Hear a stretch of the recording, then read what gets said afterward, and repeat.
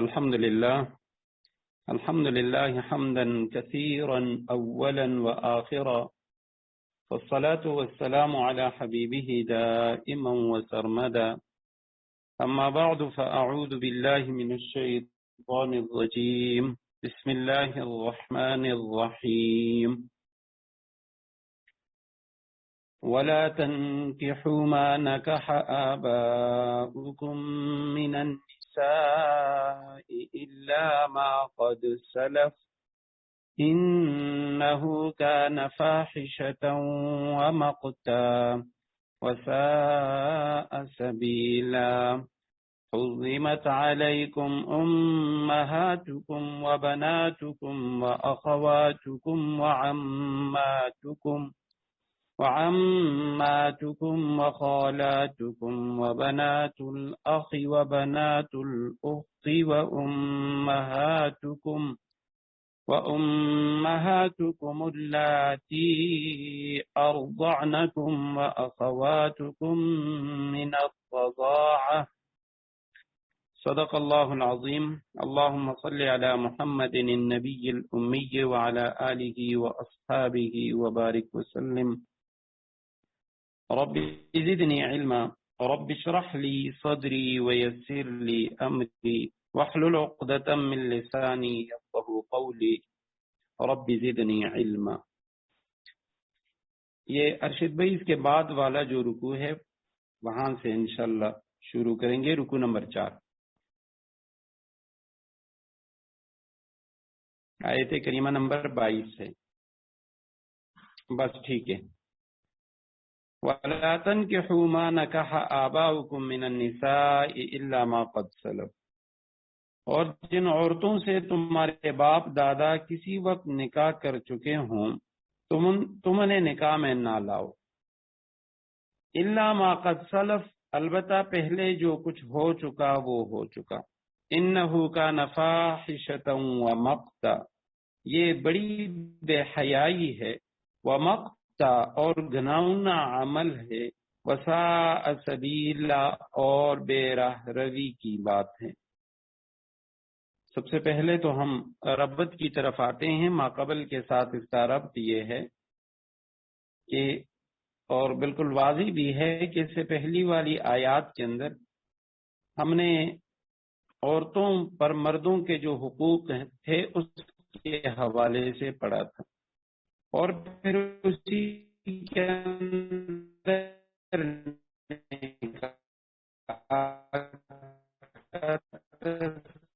بھی تھا، اور عاشروہن بالمعروف، عورتوں کے ساتھ اچھے طریقے، اسی کے ساتھ ملتا جلتا نکاح حوالے سے، یعنی کن عورتوں کے ساتھ نکاح ہو سکتا ہے، کن کے ساتھ نہیں، مقام ہے جہاں بڑے تفصیل کے ساتھ جو محرمات ہیں، 4 طرح سے حرام عورتیں جن سے نکاح نہیں ہو سکتا، تو ان محرمات کا تفصیلی تذکرہ ہے. اور اس میں سب سے پہلے وَلَا تَنْكِحُوا مَا نَكَحَ آبَاؤُكُم مِّنَ النِّسَاء، یہاں سے اللہ سبحانہ وتعالی نے آغاز فرمایا. اور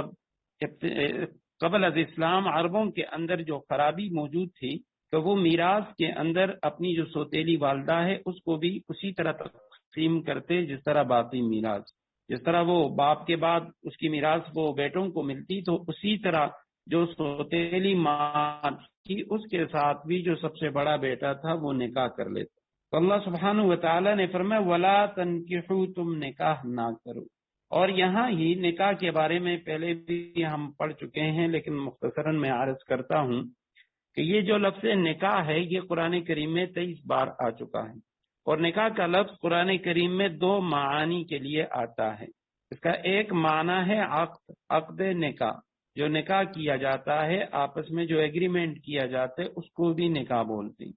اور نکاح کا لفظ قرآن کریم کے اندر جمع کے لیے صحبت کے معنی میں بھی آتا ہے. سورہ بقرہ ہی کے اندر ہم پڑھ چکے ہیں کہ بھئی اگر کوئی شوہر اپنی بیوی کو 3 طلاق دے دے تو 3 طلاق کے بعد وہ عورت اس کے لیے حلال نہیں ہے، حتی تنکح زوجا غیرہ، یہاں تک کہ وہ کسی اور شخص سے نکاح کر لے. اور وہاں نکاح کا جو معنی ہے وہ جمع کے معنی میں ہے کہ نکاح بھی ہو اور اس کے بعد صحبت بھی ہو. اس کے بعد وہ پہلے وہ طلاق دے دے یا فوت ہو جائے تو پہلے شوہر کے لیے وہ بیوی حلال ہو جاتی۔ اب قرآن کریم میں نکاح کا جو لفظ ہے، اردو میں جو ہم نکاح کا لفظ استعمال کرتے ہیں، اس کے لیے 3 طرح کے الفاظ آئے ہیں۔ ایک ناکحہ کا لفظ ہے اور ایک انکحہ کا لفظ ہے۔ ایک یعنی مجرد سے ہے، ایک مزید سے ہے، اور ایک زوجہ کا لفظ ہے۔ تو نکاح کے معنی تو ہیں اپنا نکاح کرنا، یعنی وہ عقد جو زوجین میں قرار پاتا ہے، میاں بیوی کے اندر جو عقد ہوتا ہے اس کو نکاح کہا جاتا ہے، اور اس کا تعلق صرف جو مکلف مخلوق ہے اس کے ساتھ ہے، یعنی انسانوں اور جنوں کے درمیان نکاح ہوتا ہے، اس کے علاوہ باقی جو مخلوقات ہیں ان کے اندر نکاح کا تصور نہیں ہے۔ سورہ نساء کی آیت نمبر 3 میں فَانكِحُوا مَا طَابَ لَكُم مِّنَ النِّسَاء، یہ اسی نکاح کے معنی میں ہے کہ تم نکاح کرو۔ اور دوسرا جو لفظ انکحہ کا وہ سورہ بقرہ کی آیت نمبر 221 میں ہم پڑھ چکے، وَلَا تَنكِحُوا الْمُشْرِكِينَ حَتَّىٰ يُؤْمِنُوا، مشرک مردوں سے تم نکاح نہ کراؤ، یعنی دوسرے کے مشرک سے نکاح کرنا یا دوسرے کو نکاح میں، اور تیسرا جو لفظ ہے وہ زوجہ کا لفظ ہے۔ زوج کہتے ہیں عربی میں جوڑے کو، شوہر، بیوی اور ساتھی، یہ اس کے معنی ہیں۔ تو جن حیوانات میں نر اور مادہ دوسری اشیاء ہیں ان میں جو جفت ہوتا ہے اسے زوج کہتے ہیں۔ اور زوجہ کا اصل معنی ہوتا ہے نکاح اور نکاح کے بعد رخصتی، یعنی صرف نکاح کو تزوج نہیں کہتے، نکاح اور اس کے بعد رخصتی کرانا، رخصتی سے پہلے کے لیے یہ زوجہ کا لفظ استعمال نہیں ہوتا۔ سورہ احزاب کی آیت نمبر 37 میں ہے فَلَمَّا قَضَى زَيْدٌ مِّنْهَا وَطَرًا زَوَّجْنَاكَهَا، حضرت زینب بنت جحش رضی اللہ تعالیٰ عنہ کا واقعہ ہے، جن کا نکاح صلی اللہ علیہ وسلم نے اپنے منہ بولے بیٹے حضرت زید بن حارثہ کے ساتھ کرا دیا تھا، بعد میں انہوں نے طلاق دے دی، تو اللہ سبحانہ وتعالی فرماتے ہیں زوجناکہا، ہم نے حضرت زینب کو آپ کی تزوج میں دے دیا، آپ کے نکاح میں دے دیا۔ تو یہ 3 طرح کے لفظ، یعنی نکاح کا لفظ، انکاح کا، انکحہ کا اور زوج کا لفظ آ چکا ہے قرآن کریم میں، اور لفظ نکاح یہ 23 بار آ چکا ہے۔ فرمایا وَلَا تَنكِحُوا، تم نکاح نہ کرو، ماں ان عورتوں کے ساتھ، نکاح کیا، آباؤکم، تمہارے باپ دادوں نے۔ آبا اب کی جمع ہے، اور یہ جو ابن کا لفظ ہے، اور اسی کے ساتھ ہم یہیں پہ دیکھ لیتے ہیں امن کے لفظ کو بھی، تو آبا یہ اب کی جمع ہے، اور باپ کے لیے قرآن کریم میں 2 الفاظ آئے ہیں، ایک والد کا لفظ ہے، والد کے مقابلے میں والدہ ہے، یہ لفظ بھی قرآن کریم میں ہے۔ تو والد یہ حقیقی باپ کو کہا جاتا ہے، جس کا بندہ بیٹا ہوتا ہے، بیٹی ہوتی ہے، تو والد حقیقی والد۔ اسی طرح والدہ یعنی جننے والی جو حقیقی والدہ ہے، اس کے معنی وہ ہیں۔ جبکہ اس کے مقابلے میں جو اب کا لفظ ہے تو یہ حقیقی باپ کو بھی بولا جاتا ہے، دادا پر بھی یہ لفظ بولا جاتا ہے، پر دادا پر بھی بولا جاتا ہے، اوپر تک جتنے ہیں سب پر یہ لفظ آتا ہے۔ جیسے ہم کہتے ہیں ابو البشر، تمام انسانوں کے باپ حضرت آدم علیہ السلام، اسی طرح ابو الانبیاء، انبیاء کے باپ۔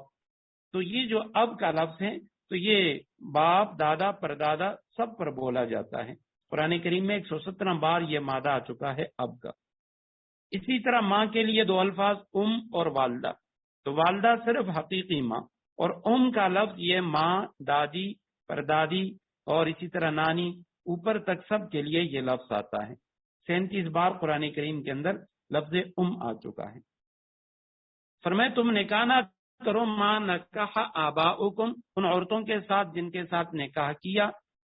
تمہارے باپ دادوں نے۔ اب اس میں سارے آ گئے، یعنی صرف حقیقی باپ نہیں بلکہ تمہارے باپ دادا۔ نکاح وہ نکاح کر چکے ہوں، ماضی کا صیغہ ہے، کسی بھی وقت وہ نکاح کر چکے ہوں تو باپ کی جو منکوحہ ہے وہ بھی حرام، دادا کی منکوحہ بھی حرام، اوپر تک جتنے ہیں سب۔ الا ما قد سلف، البتہ پہلے جو کچھ ہو چکا وہ ہو چکا، پہلے جو گزر چکا ہے، جو ہو چکا ہے تو وہ ہو چکا، اس پہ کوئی گناہ نہیں ہے۔ اور اس سے پہلے اگر کسی نے اس طرح کا نکاح کیا ہے تو اس کی جو اولاد ہے وہ اسی سے ثابت النسب ہوگی۔ انہ کان فاحشہ، یہ جو لفظ ہے فاحشہ کا لفظ، اور اس کے بعد دوسرا لفظ ہے مقتا، اور تیسرا لفظ ہے ساء سبیلا، 3 الفاظ ہیں۔ فاحشتن اس برائی کو کہا جاتا ہے جو عقلی بے حیائی، عقل جس کو بے حیائی برائی سمجھے اسے فحش کام کہا جاتا ہے۔ اور مقتا یہ شرعی جو برائی ہوتی ہے، شرعی قباحت جس کے اندر موجود ہو، یعنی کسی شخص کو برائی کا مرتکب دیکھ کر اس سے بغض رکھنا، تو اسے کہا جاتا ہے مقت۔ سبب بغض قرآن کریم میں ہے کبر مقتا عند اللہ، سخت مبغوض ہے اللہ کے نزدیک۔ تو میم قاف تا اس کے معنی ہوتے ہیں جس چیز کے اندر شرعی کوئی قباحت پائی جائے، اور اس کے بعد ساء سبیلا برا راستہ، اس راستے کو کہا جاتا ہے کہ جس کو عرفن برا کہا جائے، معاشرے میں جس راستے کو برا کہا جائے۔ تو یہاں فاحشہ سے اشارہ اول کی طرف، یعنی وہ چیز جس کے اندر عقلاً قباحت موجود ہے۔ تو اس چیز کے اندر باپ کی جو منکوحہ ہے، باپ نے جس سے نکاح کیا ہے، باپ دادے نے، اس سے نکاح کرنا یہ عقلاً بھی برا ہے۔ اور وہ مقتا دوسرے کی طرف اشارہ ہے کہ شرعاً بھی یہ ممنوع ہے اور برا عمل ہے، اور ساء سبیلا سے اشارہ ہے کہ عرف کے اندر بھی اس کو معیوب سمجھا جاتا ہے، برا سمجھا جاتا ہے اس فعل کو۔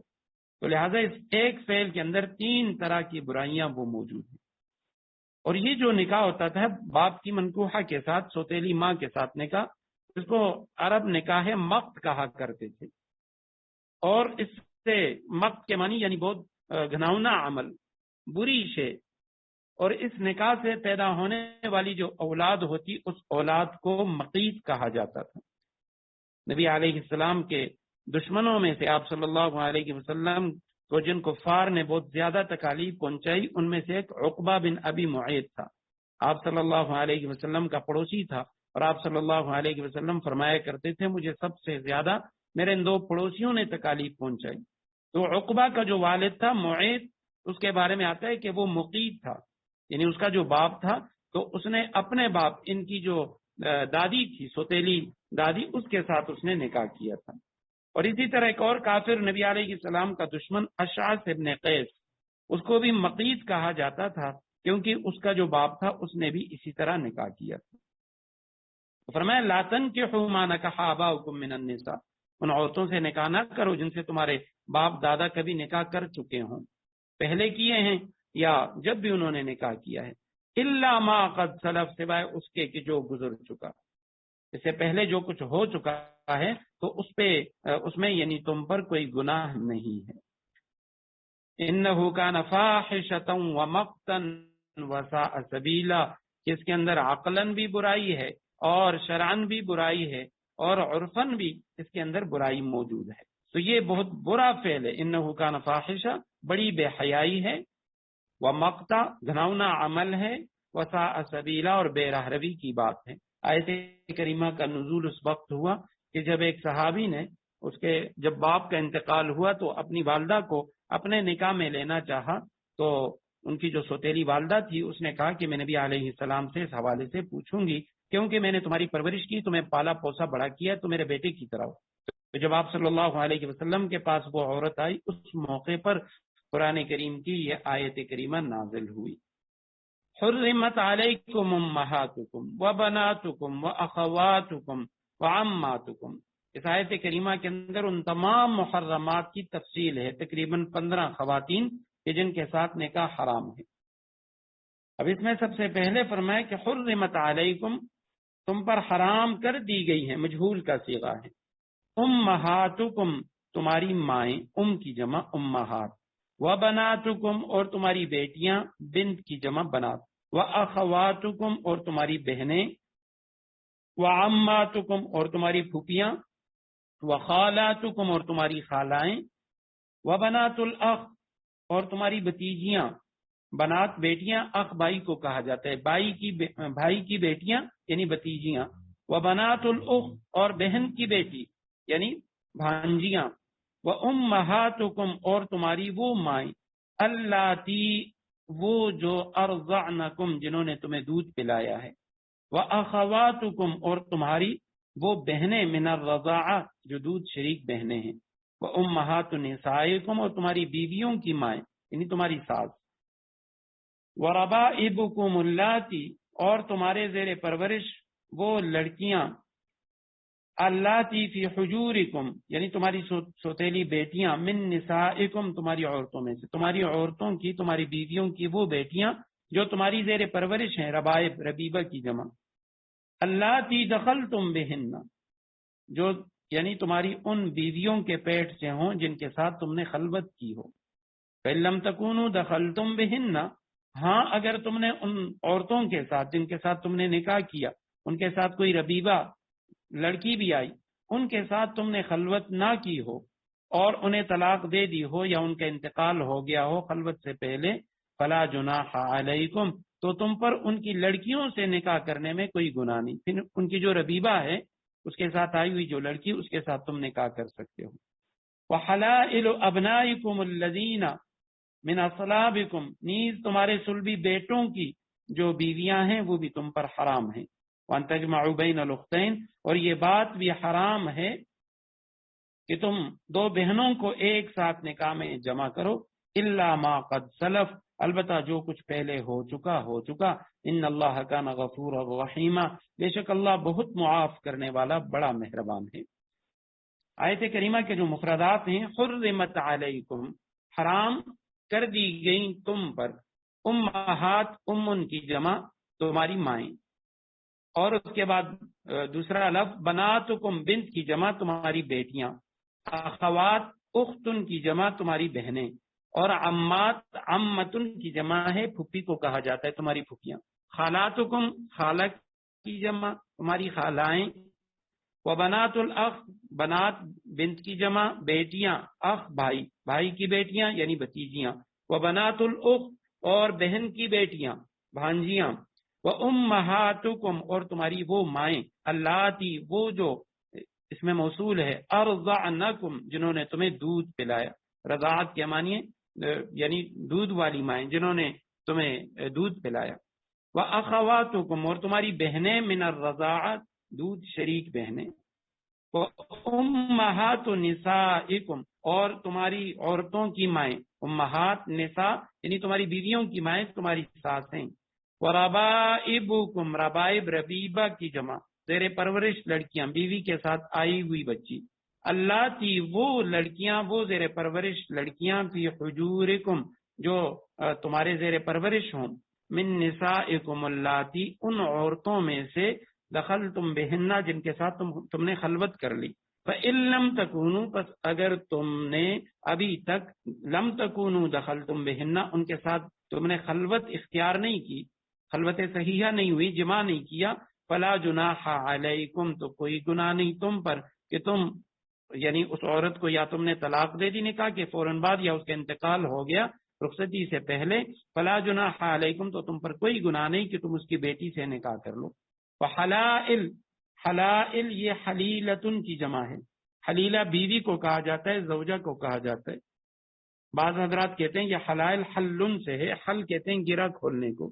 حلال ہونے کو، تو چونکہ نکاح کے بعد بیوی حلال ہو جاتی ہے اس لیے اس کو حلیلہ کہا جاتا ہے جس کی جمع حلائل ہے۔ بعض حضرات نے لکھا ہے یہ حلائل حلیلہ کی جمع ہے اور یہ لفظ حل یحل سے ہے، اس کے معنی ہے اترنا، تو یعنی بیوی کو بیوی اس لیے کہا جاتا ہے کہ جہاں مرد ہو وہیں پہ اس کی بیوی رہتی ہے، اسی کے ساتھ رہتی ہے، تو اس لیے بیوی کو حلیلہ کہا گیا۔ وحلائل اور بیویاں ابنائکم ابن کی جمع بیٹے، ابنائکم تمہارے بیٹوں کی بیویاں، تمہاری جو بہو ہے وہ، الذین من اصلابکم وہ بیٹے من اصلابکم جو تمہارے صلبی بیٹے حقیقی بیٹے، وان اور حرام ہے تم پر یہ بھی تجمعو کہ تم جمع کرو بین درمیان الاختین دو بہنوں کو ایک نکاح میں جمع کرو، یہ بھی حرام ہے، الا مگر ما قد سلفا جو جاہلیت میں ہو چکا، آیت کے نزول سے پہلے جو ہو چکا وہ معاف ہے، ان اللہ کان غفور الرحیم یقیناً اللہ سبحانہ وتعالی غفور الرحیم بہت معاف کرنے والا بڑا مہربان ہے۔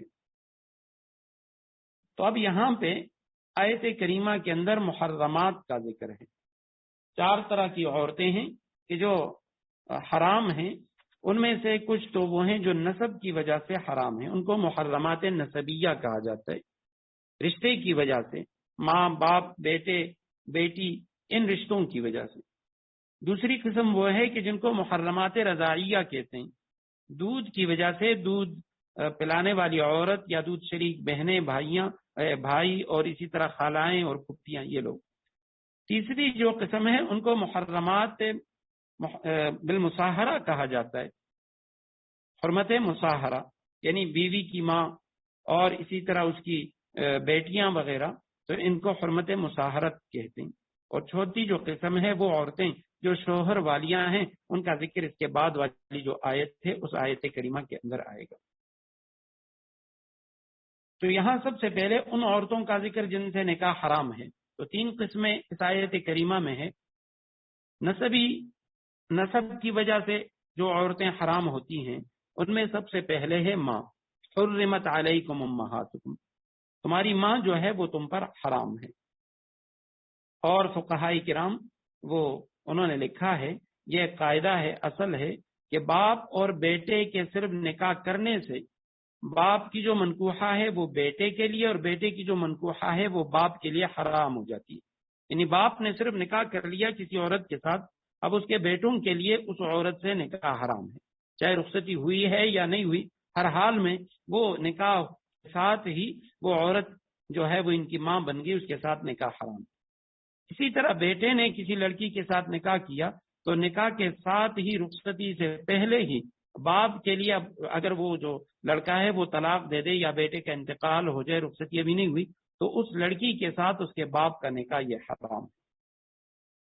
اس کے بعد دوسرے نمبر پہ وَبَنَاتُكُمْ، تمہاری بیٹیاں وہ بھی تم پر حرام ہیں، جس طرح تمہاری مائیں وہ تم پر حرام ہیں۔ اور ماں کے اندر ابھی میں نے بتا دیا کہ ایک والدہ ہے اور ایک لفظ ام ہے۔ والدہ اس خاص عورت کو کہا جاتا ہے کہ جس نے اس بچے کو جنا پیدا کیا، لیکن ام وہ عورت یعنی ماں بھی ہو سکتی ہے، وہ دادی بھی ہو سکتی ہے اور نانی بھی ہو سکتی ہے۔ تو لہٰذا یہاں پہ حرمت علیکم امہاتکم کے اندر ماں بھی داخل ہے، دادی بھی داخل ہے اور نانی، یہ سب اس کے اندر داخل ہیں۔ وَبَنَاتُكُمْ، سلوی لڑکی سے نکاح حرام ہے، اسی طرح لڑکی کی لڑکی سے، پوتی سے، اور بیٹے کی لڑکی سے، پوتی نواسی سے، اور بیٹے کی جو لڑکی ہے پوتی، اس سے بھی نکاح حرام ہے۔ خلاصہ یہ ہے کہ بیٹی، پوتی، پڑپوتی، نواسی، اسی طرح نیچے تک، ان سب سے نکاح یہ حرام ہے۔ اور جو سوتیلی لڑکی جو دوسرے شوہر کی ہو اور بیوی کے ساتھ لائی ہو، اس سے نکاح کرنے نہ کرنے میں تھوڑی سی تفصیل ہے جو آگے آ رہی ہے۔ اور جو لڑکا لڑکی سلبی نہ ہو بلکہ گود لے کر پال لیا ہو، منہ بولے بیٹے یا بیٹیاں ہوں، تو ان سے اور ان کی اولاد سے نکاح جائز ہے، بشرطے کہ کسی دوسرے طریقے سے حرمت نہ آئی ہو، یعنی اس کو وہ رضائی بیٹی نہ ہو، اس کو کسی اس کے قریبی عورت نے دودھ نہ پلایا ہو، یا خدا نخواستہ اگر کسی شخص نے کسی عورت سے زنا کیا تو اس نطفے سے جو لڑکی پیدا ہوئی وہ بھی بیٹی کے حکم میں ہے اور اس سے بھی اس کا جو نکاح ہے وہ درست نہیں ہے۔ اس کے بعد فرمائے کہ وَأَخَوَاتُكُمْ، تمہاری بہنیں۔ اب بہن سگی ہے، سوتیلی ہے، جس طرح بھی ہے، پیچھے ہم نے پڑھا تھا کہ بھائی یا بہن ان کی تین قسمیں ہیں۔ ایک کو عینی کہا جاتا ہے، حقیقی بہن بھائی، وہ بھی حرام ہے۔ دوسرے علاتی ہوتے ہیں، باپ شریک بہن بھائی، ان سے نکاح بھی حرام۔ اور اسی طرح تیسری قسم کو کہا جاتا ہے اخیافی، ماں شریک بہن یا بھائی، ان کے ساتھ بھی نکاح حرام ہے۔ تو بہن سگی ہے یا سوتیلی، نکاح حرام ہے۔ وَعَمَّاتُكُمْ، تمہاری جو پھوپھیاں ہیں، تینوں قسمیں، حقیقی ہے اور یا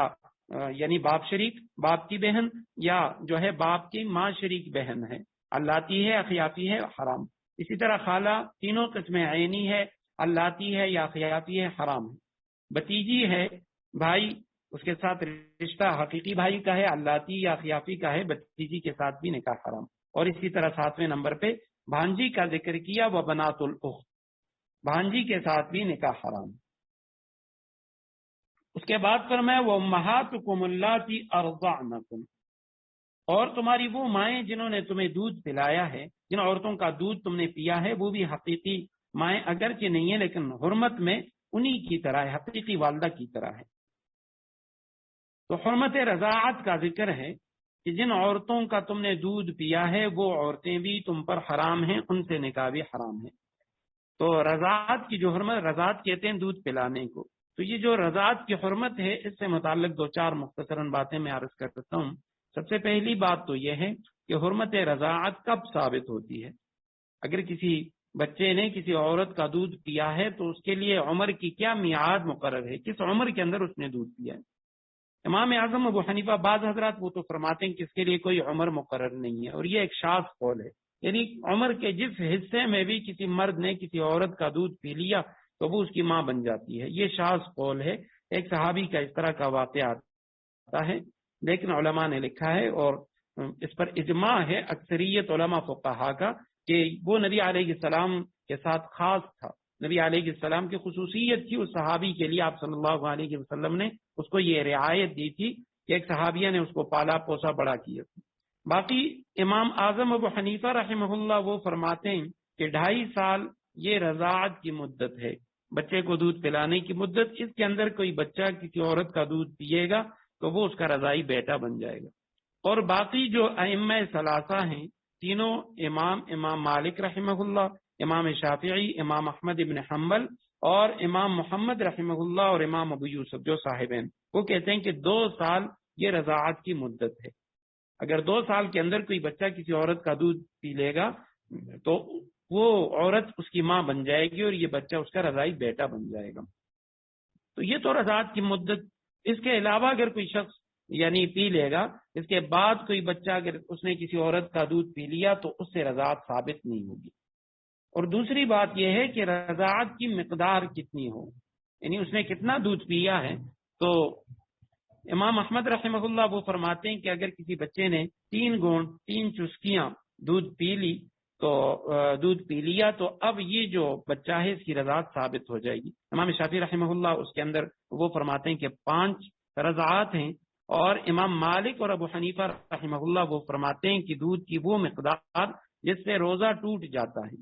کوئی شخص گلے سے اس کے اتنے قطرے وہ نیچے اتر گئے کہ اسے حلق سے نیچے اترتے ہوئے محسوس ہوا کہ میں نے دودھ یا پانی کا قطرہ میں نے پی لیا، تو اتنے قطرے چاہے وہ 1 ہے 2 یا 3 قطرے ہیں تو اس کے ساتھ وہ رضاعت ثابت ہو جاتی ہے۔ یہ امام اعظم ابو حنیفہ رحمہ اللہ اور امام مالک رحمہ اللہ کا مسلک ہے۔ تو فرمایا رضاعت کی وجہ سے جو عورتیں حرام ہوتی ہیں اس کے بارے میں نبی علیہ السلام کی حدیث مبارکہ ہے، یحرم من الرضاع ما یحرم من النسب، کہ جو عورتیں نسب کی وجہ سے حرام ہوتی ہیں وہی عورتیں وہ رضاعت کی وجہ سے بھی حرام ہو جاتی ہیں۔ جس طرح ہم نے پڑھ لیا، ماں حرام بیٹی کے ساتھ، رضائی بیٹی کے ساتھ نکاح حرام، رضائی بہن کے ساتھ نکاح حرام، رضائی پھوپھی، خالہ، بتیجی، بھانجی، ان سب کے ساتھ رضائی رشتوں کی وجہ سے ان کے ساتھ نکاح حرام ہے۔ فقہاء کرام وہ فرماتے ہیں کہ یعنی رضاعت کے حوالے سے ایک اور بات کی بھی وضاحت کروں کہ رضاعت کا جو مسئلہ ہے، یعنی اگر ایک بچے نے کسی اپنی والدہ کے علاوہ کسی اور عورت کا دودھ پی لیا تو اب اس بچے کے لیے یہ بچہ چونکہ اس عورت کا بیٹا بن گیا، رضائی بیٹا، تو اس کی کسی بیٹی کے ساتھ اس بچے کا نکاح نہیں ہو سکتا، اس لڑکے کا اس عورت کی کسی بھی بیٹی کے ساتھ نکاح نہیں ہو سکتا۔ اسی طرح کسی لڑکی نے اپنی والدہ کے علاوہ کسی دوسری عورت کا دودھ پی لیا رضاعت کی مدت کے اندر 2 سال کے اندر تو اب اس عورت کے جتنے بیٹے ہیں وہ سب اس کے رضائی بھائی بن گئے۔ اس لڑکی کا اس عورت کے کسی بھی بیٹے کے ساتھ نکاح حرام ہے۔ البتہ اس کے علاوہ اگر ایک لڑکے نے اپنی والدہ کے علاوہ کسی اور عورت کا دودھ پی لیا، اب یہ لڑکا تو اس عورت کا رضائی بیٹا ہو گیا، لیکن اس کے جو باقی بھائی ہیں تو ان بھائیوں کا اس عورت کی بیٹیوں کے ساتھ رشتہ جائز ہے۔ اسی طرح ایک لڑکی نے اپنی والدہ کے علاوہ کسی اور عورت کا دودھ پی لیا تو اب وہ لڑکی اس عورت کی تو رضائی بیٹی ہے، لیکن اس کے جو بھائی ہیں، اس عورت کے جتنے بھی بیٹے ہیں، اس کے ساتھ ان کا نکاح نہیں ہو سکتا۔ لیکن اس لڑکی کی جو باقی بہنیں ہیں، چونکہ اس کا اس عورت کے ساتھ کوئی تعلق نہیں ہے، اس عورت کا اس لڑکی نے دودھ پیا ہے، تو لہٰذا اس لڑکی کی جو باقی بہنیں ہیں ان کا نکاح اس کے جو رضائی بھائی ہیں ان کے ساتھ ہو سکتا ہے۔ تو فقہا نے جو مسئلہ لکھا ہے وہ فرماتے ہیں کہ جو رضائی بھائی ہے یا رضائی بہن ہے اس کی جو نسبی ماں ہے اس سے بھی نکاح جائز ہے۔ رضائی بھائی یا رضائی بہن کی جو نسبی ماں، یعنی ایک لڑکی ہے، اب اس کا جو رضائی بھائی ہے، یعنی ایک لڑکا ہے، اس کا ایک رضائی بھائی ہے، اپنی والدہ کے علاوہ اس نے یعنی یہ جو بچہ ہے تو اس کی والدہ نے کسی اور لڑکے کو دودھ پلایا، تو اب وہ لڑکا اس لڑکے کا رضائی بھائی ہو گیا، وہ لڑکا اس لڑکے کا رضائی بھائی کہ اس لڑکے نے اس کی والدہ کا دودھ پیا ہے، تو اب رضائی بھائی جو ہے اس کی جو نسبی ماں ہے، کیونکہ وہ اس لڑکے کی کچھ نہیں لگتی، اس کی تو نسبی ماں ہے، حقیقی ماں ہے، لیکن اس لڑکے کی کچھ نہیں لگتی، لہذا اپنے رضائی بھائی کی جو نسبی ماں ہے اس سے نکاح جائز ہے۔ اسی طرح رضائی بہن کی جو نسبی ماں ہے، کہ ایک عورت نے اپنے بیٹے اور اس کے علاوہ کسی اور لڑکی کو بھی دودھ پلایا، تو اب یہ جو اس کا بیٹا ہے اور وہ لڑکی کے تو آپس میں رضائی بہن بھائی ہیں، لیکن اس لڑکے کے لیے وہ جو لڑکی ہے اس کی رضائی بہن، اس کی جو ماں ہے حقیقی ماں، اس کے ساتھ کوئی رشتہ نہیں ہے، لہذا اس کے ساتھ اس کا نکاح ہو سکتا ہے۔ اور اسی طرح حقیقی بہن کی جو رضائی ماں ہے، ایک لڑکے کی بہن، اس کو کسی دوسری عورت نے دودھ پلا دیا، اب اس کی بہن کی وہ رضائی ماں ہو گئی، لیکن یہ جو لڑکا ہے اس کے ساتھ اس کا کوئی رشتہ نہیں ہے، لہذا اپنی حقیقی جو بہن ہے اس کی رضائی ماں، اس سے بھی نکاح ہو سکتا ہے۔ رضائی بہن کی جو نسبی بہن ہے اس سے بھی نکاح ہو سکتا ہے، جیسے ابھی میں نے بتا دیا کہ رضائی بہن اس کی کوئی نسبی بہن ہے، دوسری بہن، اب اس کے ساتھ اس لڑکے کا کوئی تعلق نہیں ہے، یہ دو صرف آپس میں رضائی بہن بھائی ہیں، لہذا جو رضائی بہن کے دوسری بہن ہے اس کے ساتھ اس لڑکے کا نکاح ہو سکتا ہے۔ تو یہ رضاعت کے متعلق ہم نے تھوڑی سی جو تفصیل ہے وہ پڑھ لی۔ رضاعت کے حوالے سے ایک اور بات کہ اگر خدا نخواستہ غلطی سے کوئی یعنی بچے کو کسی عورت کا دودھ دیا گیا اور وہ اس طریقے سے کہ یعنی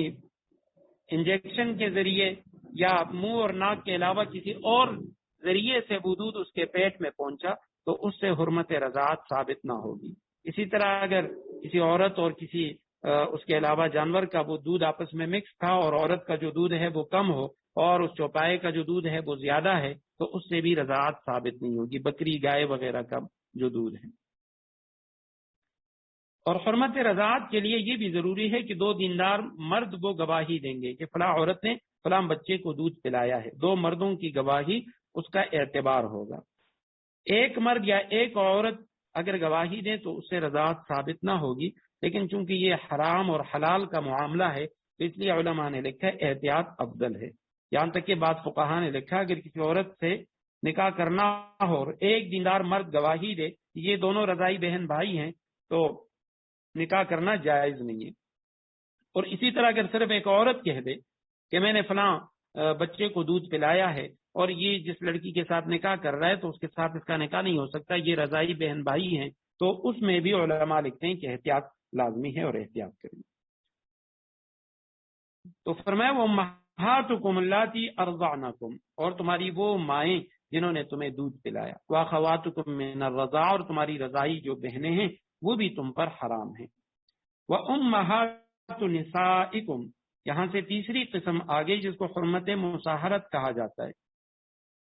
یعنی جس طرح وہ عورتیں حرام ہیں تو اسی طرح حرمت مصاہرت کی وجہ سے بھی کچھ عورتیں وہ ہمیشہ کے لیے حرام ہو جاتی ہیں۔ وامہات نسائکم، اور تمہاری گھر والی کی جو والدہ ہے تمہاری ساس، اس کے ساتھ بھی نکاح حرام ہے۔ جس طرح یعنی بیویوں کی جو مائیں ہیں تو وہ شوہروں پر حرام ہیں، تو اسی طرح اس کے اوپر جو ہیں نانیاں اور دادیاں نسبی ہوں یا رضائی، یہ سب اس کے اندر شامل۔ جس طرح منکوحہ جو بیوی ہے اس کی ماں حرام، اسی طرح اس عورت کی ماں بھی حرام، اور یعنی اوپر تک جتنے بھی ہیں یہ سارے کے سارے اس پر حرام ہوگی۔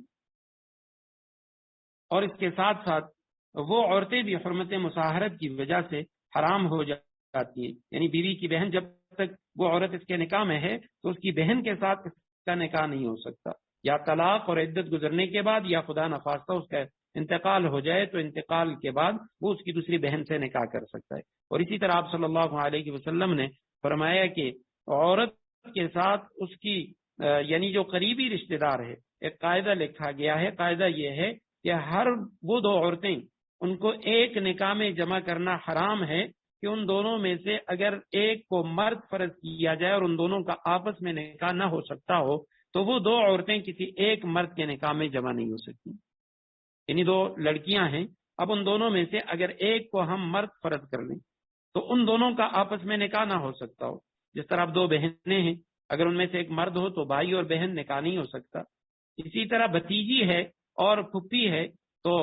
ان میں سے اگر ایک مرد بھی ہو تب بھی ان کا نکاح آپس میں نہیں ہو سکتا. لہذا ایک شخص اپنے نکاح میں جس طرح دو بہنوں کو جمع نہیں کر سکتا، اسی طرح یعنی ایک لڑکی اور اس کی جو پھپھی ہے اس کو بھی جمع نہیں کر سکتا. ایک لڑکی کے ساتھ اس کی بھانجی، بھتیجی، خالہ، یہ جو عورتیں ہیں ان کو بھی جمع نہیں کر سکتا. وَرَبَائِبُكُمُ اللَّاتِي فِي حُجُورِكُمْ، اور اسی طرح تمہاری وہ زیر پرورش لڑکیاں جو تمہاری پرورش میں ہیں، تو من نسائکم اللاتی دخلتم بہن، تمہاری ان عورتوں سے جن عورتوں کے ساتھ تم نے خلوت کر لی، ان لڑکیوں کے ساتھ بھی نکاح حرام. یہاں ایک اور مسئلہ ہے کہ اگر ایک شخص نے کسی عورت کے ساتھ نکاح کر لیا، وہ پہلے سے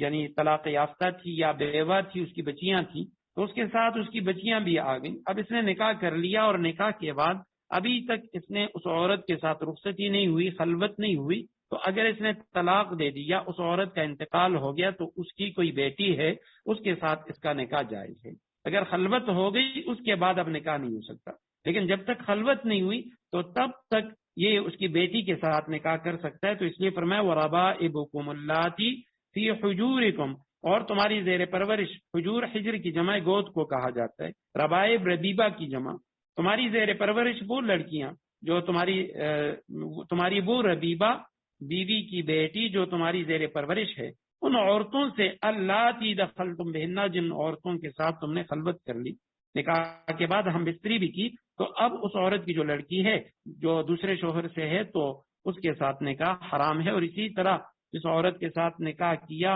اور رخصتی ہو گئی تو اس کے بعد اس کی پوتی، نواسی، یہ سب حرام ہو گئی. وحلائل ابنائکم الذین من اصلابکم، حلائل حلیلہ کی جمع بیویاں، ابنائکم تمہارے بیٹوں کی، بیٹے کی بیوی وہ بھی حرام. الذین من اصلابکم، لیکن وہ بیٹے من اصلابکم جو تمہارے صلبی بیٹے ہیں، حقیقی بیٹے، ان کی جو بیٹیاں ہیں وہ بھی تم پر، ان کی جو بیویاں ہیں وہ بھی تم پر حرام ہیں. تو یہاں پہ آخر میں اصلابکم من اصلابکم کی قید ہے، اور اوپر والی آیت، اس سے اوپر والا جو جملہ ہے ربائبکم اللاتی فی حجورکم، اس میں حجورکم کی قید اور یہاں پہ اصلابکم کی قید، ان دونوں کو سمجھنا چاہیے کہ وہاں یہ حجورکم کی جو قید ہے یہ غالب احوال کے اعتبار سے ہے. یعنی ایسا نہیں ہے کہ اگر کسی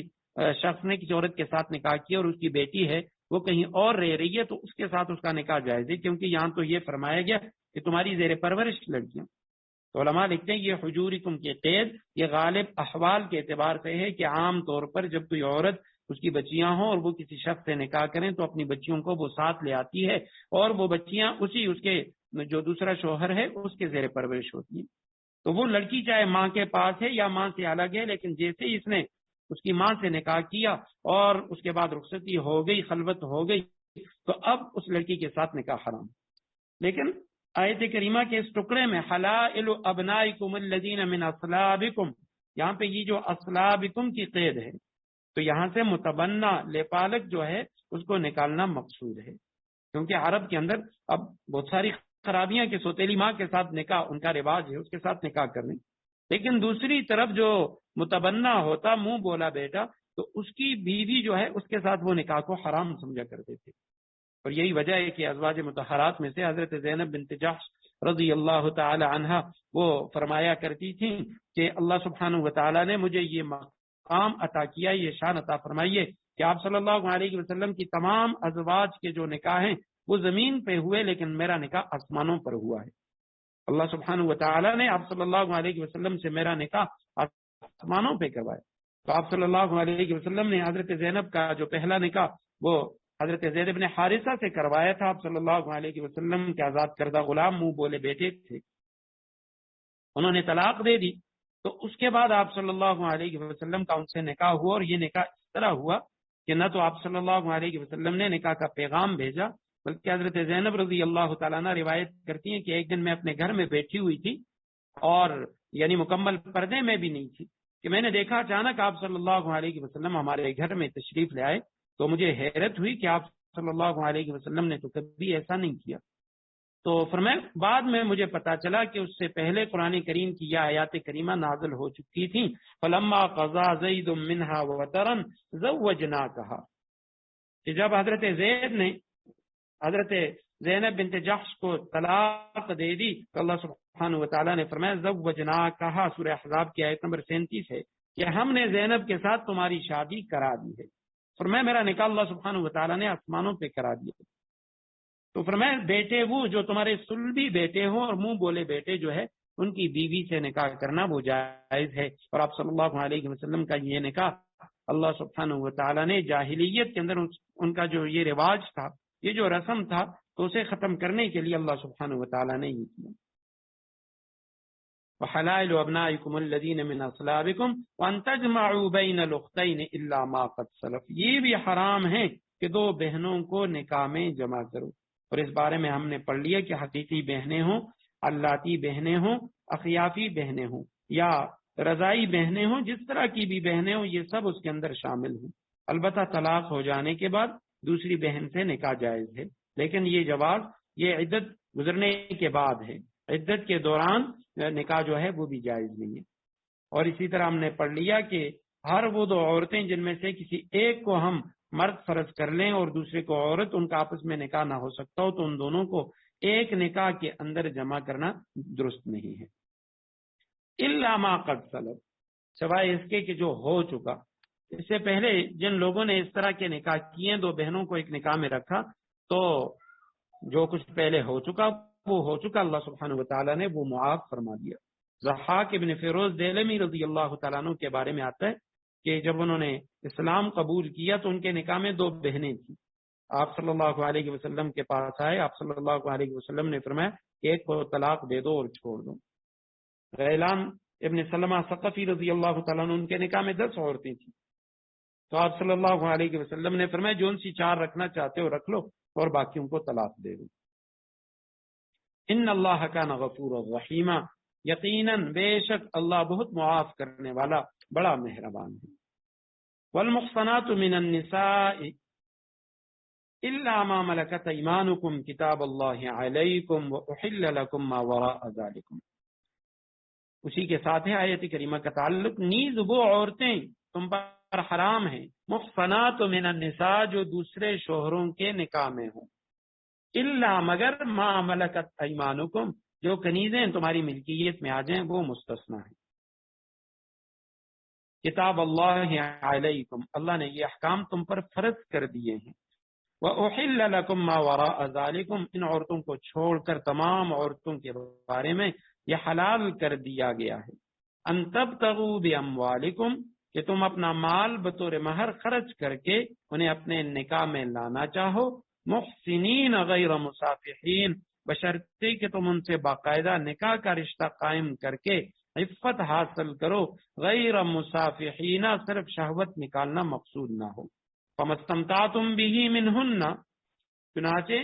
جن عورتوں سے نکاح کر کے تم نے لطف اٹھایا ہو، فاتوہن اجورہن فریضہ، تو ان کو ان کا وہ مہر ادا کرو فریضتاً جو مقرر کیا گیا ہو۔ ولا جناح علیکم، اور کوئی حرج نہیں ہے، گناہ نہیں ہے تم پر، اس میں تم پر کوئی گناہ نہیں ہے، فیما تراضیتم بہ، کہ تم آپس میں راضی ہو جاؤ، من بعد الفریضہ، مہر مقرر کرنے کے بعد جس کمی بیشی پر۔ ان اللہ کان علیما حکیما، یقین رکھو اللہ ہر بات کا علم بھی رکھتا ہے، حکمت کا بھی مالک ہے۔ والمحصنات، اس میں مفعول کا صیغہ ہے جمع مؤنث کا، محصنہ اس کا واحد ہے، اور محصناتن یہ اس میں فاعل کا صیغہ ہے۔ محصنہ کے معنی ہے بچانے والی، محصنہ کے معنی ہے محفوظ کی گئی، یعنی بچائی گئی۔ احسان اس کا مصدر ہے، اور قرآن کریم میں لفظ احسان یہ 4 معنوں کے لیے آیا ہے، شادی شدہ کے معنی میں بھی، اور آزادی کا معنی میں بھی، اور اسی طرح پاک دامنی کے معنی میں بھی، اور اسلام کے معنی میں بھی۔ تو یہ 4 اس کے معنی قرآن کریم کے اندر آئے ہیں، پاک دامن عورتوں کے لیے دوشیزہ ہوں یا نہ ہوں، شوہر والی عورتیں یعنی منکوحہ، اور اسی طرح آزادی اور اسلام کے لیے بھی یہ لفظ آ چکا ہے۔ امام راغب رحمہ اللہ وہ فرماتے ہیں کہ حرمت کے بعد المحصنات سے مراد شوہر والی، اگر عام آئے تو یہ بکسر صاد ہوگا، یا یعنی حرمت کے بعد اگر یہ آئے تو محصنات یہ صاد کے زبر کے ساتھ، اور اگر عام آ جائے یعنی صاد کے زیر یا صاد کے فتحہ کے ساتھ تو پھر دونوں ہو سکتے ہیں، اور اس کے معنی شوہر والیاں بھی ہو سکتے ہیں اور عام پاک دامن عورتیں بھی۔ اصل میں یہ جو احسان کا لفظ ہے اس کے معنی حفاظت کرنا، حسن عربی میں قلعے کو کہتے ہیں، ہا صاد نون، یہ قلعہ قرآن کریم میں ہے الا قلیلا ما تحسنون۔ تو اگر ایک عورت خود، یعنی یہاں پہ چونکہ محسنہ عورتوں کے لیے یہ لفظ استعمال ہو چکا ہے، تو اگر ایک عورت خود ذاتی شرف یا اخلاقی عفت کی وجہ سے بدکاری سے رکتی ہے تو اسے محسنہ کہتے ہیں، یعنی صاد کے زیر کے ساتھ، محسنہ اپنے آپ کو روکنے والی، بچانے والی، اور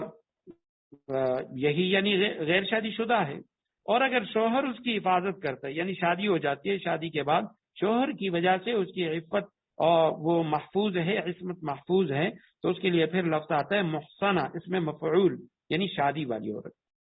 تو والمحصنات من النساء یعنی وہ عورتیں جو دوسرے شوہروں کے نکاح میں ہوں، شادی شدہ عورتیں، وہ بھی تم پر حرام ہیں۔ کسی ایک عورت نے کسی ایک مرد سے نکاح کر لیا ہے تو اب کوئی اور شخص اس سے نکاح نہیں کر سکتا جب تک اس کے شوہر کا انتقال نہ ہو یا طلاق، اور عدت گزارنے کے بعد وہ نکاح کر سکتے ہیں۔ الا ما ملکت ایمانکم، البتہ جو کنیزیں، ماں وہ عورتیں ملکت کے مالک ہوں، ایمانکم، ایمان یمین کی جمع، یمین دائیں ہاتھ کو کہا جاتا ہے، یعنی جو تمہاری ملکیت میں آ جائیں وہ عورتیں، وہ اس سے مستثنا ہیں۔ کتاب اللہ علیکم، کتاب کے معنی یہ لکھی ہوئی چیز، تو کتاب اللہ علیکم یعنی اللہ سبحانہ وتعالی نے یہ احکام تم پر فرض کر دیے ہیں۔ وَأُحِلَّ مجہول کا صیغہ ہے کہ حلال کر دیا گیا ہے، لکم تمہارے لیے، ما وہ عورتیں، وراء علاوہ، ذالکم ان کے، ان عورتوں کے جن کا تذکرہ ابھی ہم نے پڑھ لیا، جو نسبی حرام ہیں یا رضاعت کی وجہ سے یا مساہرت کی وجہ سے حرام ہیں، تو ان کے علاوہ جو عورتیں ہیں وہ تمہارے لیے حلال ہیں۔ ان یہ کہ تب تغو تم تلاش کرو، یعنی وہ جو عورتیں ہیں تو ان سے تم نکاح کرو، ان عورتوں کو تم اپنے نکاح میں لو، بِأَمْوَالِكُمْ اپنے مال خرچ کر کے، بطور مہر کے، محسنین یہاں بھی وہی لفظ ہے کہ بطور احسان کے، یعنی نکاح کا رشتہ قائم کرو اس لیے تاکہ عفت حاصل کرو، پاک دامنی حاصل کرو، غیر مسافحین صرف شہوت نکالنا مقصود نہ ہو۔ محسن اپنے نفس کو حرام کاری سے بچانے والے، اور مصافحہ کے معنی زنا کرنے والے، کہ اپنے آپ کو بدکاری سے بچانے والے۔ فمستمتعتم پس جو تم ان سے فائدہ حاصل کرو، ان منہن ان عورتوں سے، فآتوہن پس دے دو ان کو، اجورہن ان کا اجر یعنی ان کا مہر، فریضتاً جو تم نے مقرر کیا ہے، فلا جناح کوئی گناہ نہیں، علیکم تم پر، فی ما اس مہر میں، تراضیتم بھی جس پر تم دونوں راضی ہو گئے، میاں بیوی، اس کی کمی یا زیادتی پر جو تم نے رضامندی اختیار کر لی تو اس میں کوئی گناہ نہیں، من بعد الفریضہ مقرر کرنے کے بعد۔ ان اللہ کان علیما حکیما، یقیناً اللہ سبحانہ وتعالی ہر بات کا علم بھی رکھتا ہے اور حکمت کا بھی مالک ہے۔ تو پہلی بات تو یہ ہے کہ والمحصنات من النساء، جو شوہر والی عورتیں ہیں تو ان سے نکاح بھی حرام ہے۔ اسی کے ضمن میں ایک بات عرض کر دوں کہ بعض جو جاہل ملحد قسم کے لوگ ہیں تو وہ کہتے ہیں کہ اسلام نے عورتوں کے ساتھ انصاف نہیں کیا،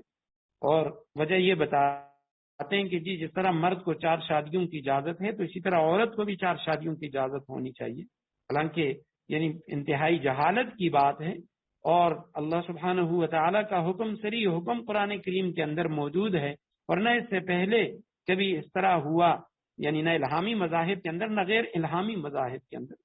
کیونکہ عورت کے لیے ایک وقت میں ایک سے زائد شوہر ہونا یہ عورت کے لیے باعث مصیبت بھی ہے اور باعث ننگ و عار بھی ہے، سراسر بے شرمی ہے۔ اور اس میں یہ بھی ہے کہ اس کا جو بچے کی ولادت ہوگی تو اس بچے کے ثابت النسب ہونے کا بھی کوئی راستہ باقی نہیں رہتا کہ یہ بچہ جو ہے یہ اس کے کس شوہر کا ہے۔ اسی طرح خالص طبعی اور عقلی اعتبار سے بھی اگر دیکھا جائے تو ایک عورت کے لیے متعدد شوہر ہونے کا کوئی جواز نظر نہیں آتی۔ ایک وجہ تو یہ ہے کہ ازدواج جو ہے اس کا بنیادی مقصد وہ تناسل ہے، نسل کا چلنا۔ اس اعتبار سے متعدد عورتیں تو ایک مرد سے حاملہ ہو سکتی ہیں، لیکن ایک عورت وہ متعدد مردوں سے حاملہ نہیں ہو سکتی، وہ ایک ہی یعنی مرد سے حاملہ ہوگی۔ کہ اگر متعدد شوہر ہوں گے تو اس صورت میں کے علاوہ باقی جو شوہر ہیں ان کی قوت ضائع ہوگی اور شہوت رانی کے سوا ان کو کوئی فائدہ حاصل نہیں ہوگا۔ دوسری وجہ یہ ہے کہ تجربے سے اور مشاہدے سے یہ بات ثابت ہے کہ عورت مرد کے مقابلے میں صنف نازک ہے۔ سال کے اکثر حصے میں اس سے جو استمتاع ہے وہ نہیں ہو سکتا، وہ استمتاع کے قابل نہیں رہتی، اور بعض حالات میں اس کے لیے ایک ہی شوہر کے حقوق پورے کرنا وہ بھی ممکن نہیں ہے سوائے کہ ایک سے زیادہ شوہر ہوں۔ اور اسی طرح چونکہ مرد وہ جسمانی قوت کے اعتبار سے بھی عورت کے مقابلے میں زیادہ صحت مند ہے، اس لیے اگر کسی مرد کی جنسی قوت معمول سے زیادہ ہو اور ایک عورت سے اس کی تشفی نہ ہو سکتی ہو تو اسے جائز طریقے سے دوسرے اور تیسرے نکاح کا موقع ملنا چاہیے، ورنہ وہ دوسرے ناجائز طریقے اختیار کرے گا اور معاشرے کے اندر بگاڑ پیدا کرے گا۔ لیکن عورت سے ایسے کسی قسم کے بگاڑ کا کوئی اندیشہ نہیں، تو اس لیے فرمایا کہ وہ عورت جو پہلے سے کسی کے نکاح میں ہے تو اس سے بھی نکاح کرنا وہ حرام ہے۔ الا ما ملکت ایمانکم، سوائے وہ عورتیں کہ جن کے تمہارے دائیں ہاتھ مالک ہو گئے، یعنی جو تمہاری لونڈیاں ہیں، باندیاں، ان کے ساتھ تمہارا نکاح ہو سکتا ہے۔ اب یہ جو لونڈی کا تصور ہے یا باندی کا جو تصور ہے، اسلام کے اندر پہلی بات تو یہ ہے نہ اسلام نے اس کو فرض قرار دیا ہے، نہ واجب قرار دیا ہے، نہ لازم قرار دیا ہے۔ اسلام کی آمد سے قبل از اسلام چونکہ عرب کے اندر اس کا رواج تھا کہ جنگ کے اندر جو مرد یا عورتیں وہ قید ہو جاتی تو ان کو وہ لوگ اپنے غلام بنا لیتے، وہ جنگی قیدی ہوتے۔ تو اسی طرح شروع میں اسلام نے بھی اس کو باقی رکھا، لیکن چونکہ اسلام وہ دین فطرت ہے اور ابتدا ہی سے جب نبی علیہ السلام کے پاس قیدی آتے اور اسی طرح عورتیں وہ قید میں آتی، باندیاں بن کر آتی، تو آپ صلی اللہ علیہ وسلم نے شروع میں یا تو ان کے ساتھ یہ کیا کہ ان کو یعنی بغیر کسی معاوضے کے یوں ہی رہائی دی بہت ساروں کو، یا اس کے بدلے میں مسلمان قیدیوں کو رہائی دی، ان کو واپس کیا گیا، یا ان سے فدیہ لے کر ان کو رہائی دی، اور یا یہ صورت کہ چونکہ اب اس طرح کے بہت سارے اگر جنگی قیدی وہ مسلمانوں کے پاس عورتوں کی شکل میں، مردوں کی شکل میں آ جائیں گے تو ان کے کھانے پینے وغیرہ اس کے لیے کیا ترتیب ہوگی؟ تو اسلام نے، قرآن نے اس کی یہ ترتیب نکالی کہ مرد ہے یا عورتیں تو ان کو وہی جو مجاہدین ہیں یا جو مسلمانوں کا امیر ہے تو وہ ان کے اندر تقسیم کریں، وہ ان کی خدمت کریں اور کھانا پینا وہ ان کے مالک کے ذمے ہوں گے۔ تو یہی اسلام نے یہ تصور پیش کیا، لیکن ساتھ ساتھ یہ بھی فرمایا بہت ساری ایسی سزائیں ہیں جن سزاؤں کے اندر اگر کسی شخص سے کوئی گناہ ہو جائے، کوئی اس طرح کا گناہ کا فعل سرزد ہو جائے تو اس میں حکم دیا گیا کہ یہ غلام کو آزاد کرے گا، مسلمان غلام، بعد میں عام غلاموں کا ذکر ہے کہ وہ غلاموں کو آزاد کرے۔ تو یہاں پہ فرمایا الا ما ملکت ایمانکم، جو تمہاری لونڈیاں ہیں تو ان سے تم استمتاع کر سکتے ہو، ان سے تم فائدہ اٹھا سکتے ہو، یعنی وہ عورتیں جو جن کے شوہر اگرچہ موجود ہیں لیکن دارالکفر میں، دارالحرب میں ہیں۔ کوئی کافر عورت وہ جنگ میں آئی ہوئی تھی اور قیدی بن کر مسلمانوں کے قبضے میں آ گئی، اب اس کا شوہر موجود ہے لیکن دارالحرب میں ہے، اور یہ عورت یہ دارالاسلام میں آ چکی ہے، تو اس کا جو سابق شوہر ہے اس سے اس کا نکاح ختم ہو گیا، اور اب یہ عورت یہ یعنی مسلمانوں کے جو امیر ہیں وہ جس بھی فوجی یا سپاہی کو مال غنیمت کے طور پہ اس کو تقسیم کر دے گا تو وہ اس کا مالک بن جائے گا، اور اس کے لیے اس سے فائدہ اٹھانا وہ جائز ہے۔ اور یہاں پہ چونکہ نکاح کا ذکر ہے تو ایک شخص وہ خود مالک نہیں ہے لیکن وہ نکاح کرنا چاہتے کسی لونڈی سے، تو اس کے لیے پھر ضروری ہے کہ وہ جو لونڈی ہو وہ کتابیہ ہو، یہودی یا نصرانی ہو، اہل کتاب میں سے ہو یا مسلمان ہو، تو تب اس کے ساتھ نکاح جو ہے وہ جائز ہے۔ الا ما ملکت ایمانکم کتاب اللہ علیکم، یہ اللہ سبحانہ و تعالیٰ کی طرف سے تم پر لکھا گیا ہے، اللہ سبحانہ و تعالیٰ کی طرف سے یہ احکامات ہیں۔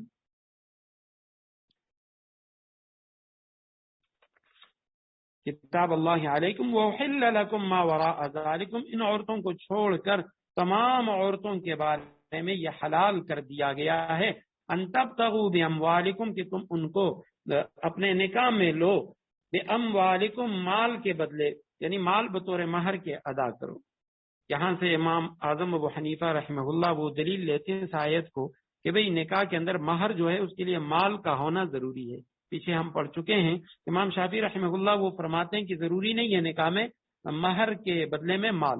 وہ کہتے ہیں قرآن کی تلاوت اس پر بھی نکاح ہو سکتا ہے، اور مہر کے اندر قرآن کی تلاوت یعنی کسی کو قرآن کا سکھانا، قرآن کی تعلیم دینا، یہ بھی جائز ہے۔ لیکن امام اعظم ابو حنیفہ رحمہ اللہ وہ فرماتے ہیں کہ 10 درہم سے کم وہ مہر نہیں ہو سکتا، اور مہر کے لیے مال ہونا یہ ضروری ہے کہ وہ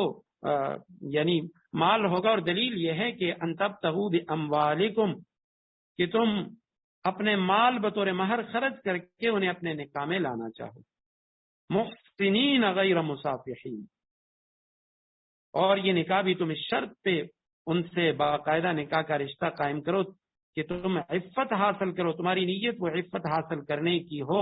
غیر مصافحین، صرف شہوت نکالنا وہ مقصود نہ ہو۔ فمستمتعتم به منہن، پس تم فمستمتعتم، چنانچہ جن عورتوں سے نکاح کر کے تم نے لطف اٹھایا ہو، فآتوہن اجورہن، ان کو ان کا وہ مہر ادا کرو جو مہر مقرر کیا گیا ہو۔ یہاں یہ جو آیت کریمہ ہے فمستمتعتم، یہاں سے اہل تشیع شیعہ حضرات وہ یہ دلیل لیتے ہیں کہ متع جو ہے وہ جائز ہے، نکاح متع وہ جائز ہے، ان کے نزدیک یہ ایک نکاح ہے، نکاح متع جس کو وہ جائز کہتے ہیں، اور نکاح متع کی صورت یہ ہوتی ہے کہ وہ